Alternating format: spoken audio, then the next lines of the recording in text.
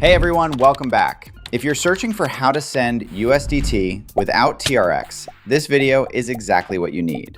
Maybe you have USDT in Trust Wallet or TronLink, but your TRX balance is zero. And now you're stuck because you can't send anything. I had the exact same problem. I needed to transfer USDT on the Tron network, but I had zero TRX for gas fees. And as you probably know, without TRX, the transaction usually fails. So I started looking for a real solution for how to send USDT without TRX. And I found something that actually works. It's called ZeroGasTRX. ZeroGasTRX lets you swap USDT to TRX even when your wallet has zero TRX balance.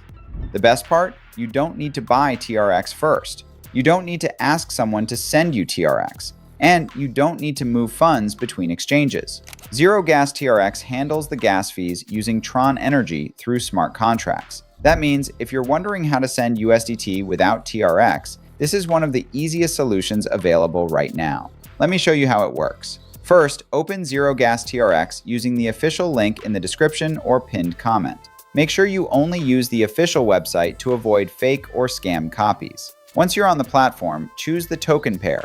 In this case, select USDT to TRX. Then enter the amount you want to swap. You'll instantly see how much TRX you'll receive. Next, connect your wallet. ZeroGasTRX supports most popular Tron wallets, including Trust Wallet, TronLink, OKX Wallet, SafePal, TokenPocket, and Ledger. After connecting, confirm the transaction. That's it. Within seconds, the TRX arrives directly in your wallet. I tested this myself and it worked fast without any issues. So if you've been asking how to send USDT without TRX, the answer is simple. Use ZeroGasTRX to convert a small amount of USDT into TRX, get gas instantly, and continue your transactions. No stress, no stuck funds, no extra steps.